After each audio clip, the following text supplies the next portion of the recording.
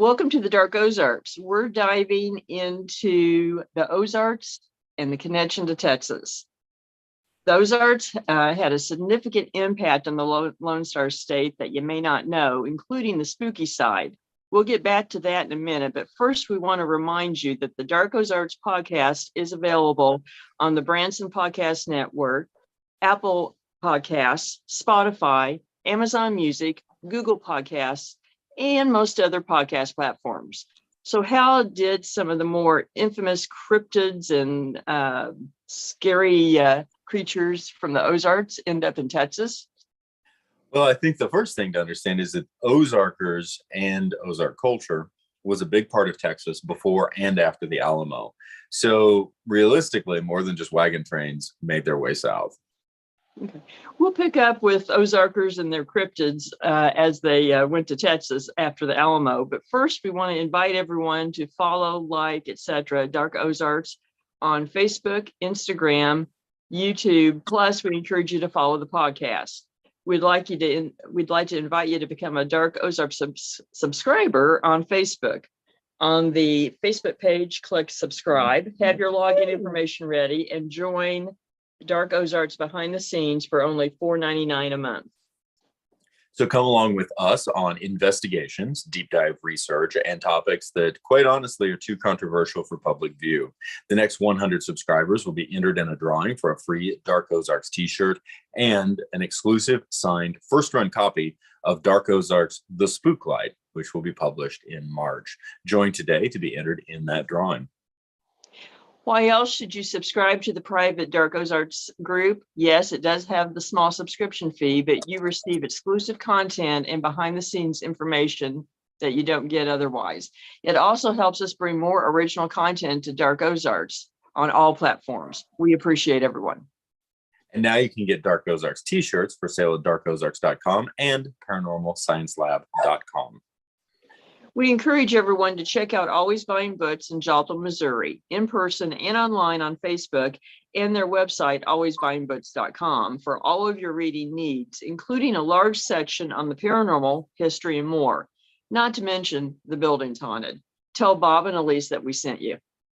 We also want to thank Beard Engine Brewing Company in Alba, Missouri. Beard Engine Brewing is the only English-style brewery in Missouri and twice named Missouri's best brewery by the Missouri Brewers Association. They have great beer and food in a historical building with a noir past, and yes, that building is also haunted. Tell Nate and Tiff that we sent you. So how did the Ozarks make Texas more spooky? It is interesting. You cannot really explore the story without looking at the impact of the Civil War. Mm-hmm. And then underneath that, it requires a certain amount of extrapolation, but not a great deal of out there conjecture to realize that a lot of Ozarks folklore made its way into Texas, and so there is a shared culture of lore that clearly is also influenced by, among other places, Mexico. That's true. That's true.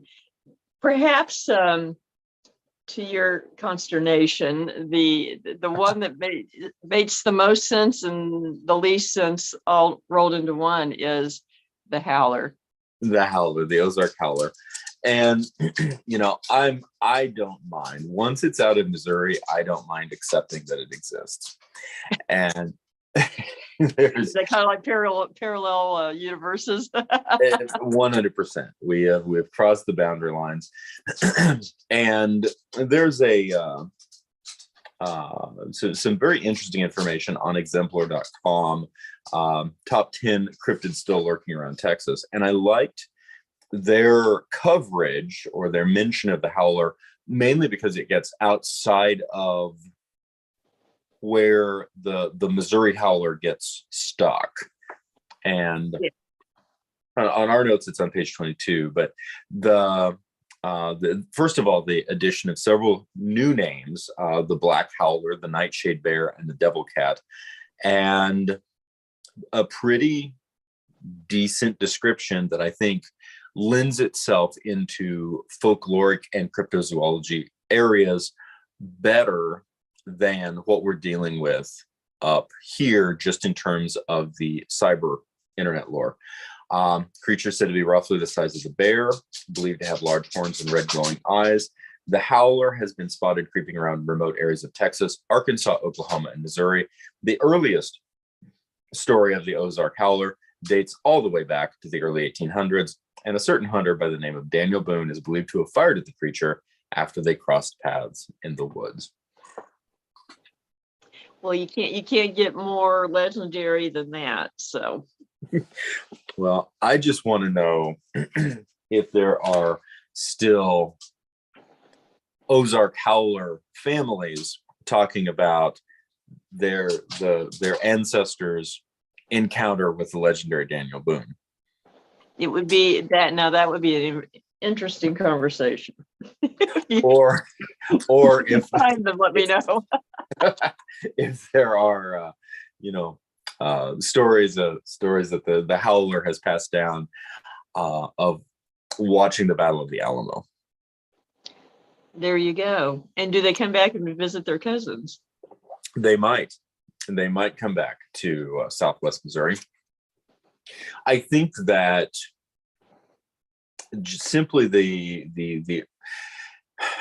naming, the devil cat, the idea that we're dealing with a large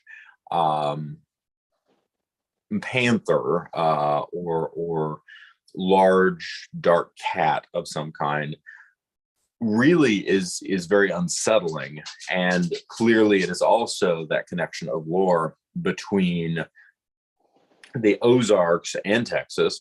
But I think when you look at the map, it's easy not to, especially in today's world, not to put a connection between Missouri, for example, Missouri and Texas. It's easier with Arkansas and Texas because of the shared state line. But hello, Texarkana and the folk monster, but Buggy Creek 1 and 2.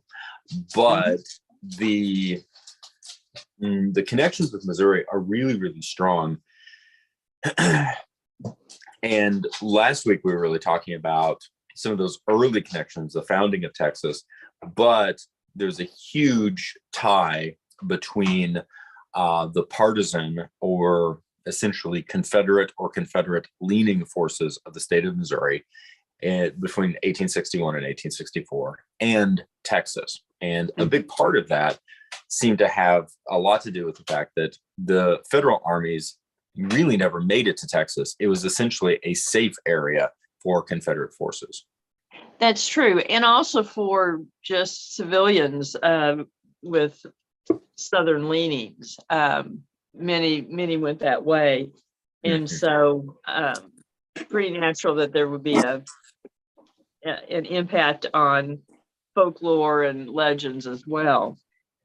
Now we're gonna talk a lot more about a lot of subjects and a lot of legends in the longer video that will be up here tomorrow. So check it out. Absolutely. But at the same time, don't forget to check out upcoming events and merchandise at darkozarks.com and paranormalsciencelab.com.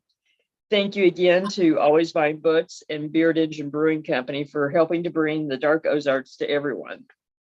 And on the next episode, we are going to be discussing the Eastern Ozarks with some very specific caveats, perhaps directly related to the Missouri and the Mississippi rivers. Catch the Dark Ozarks podcast on Apple Podcasts, Spotify, Google Podcasts, and other podcast platforms.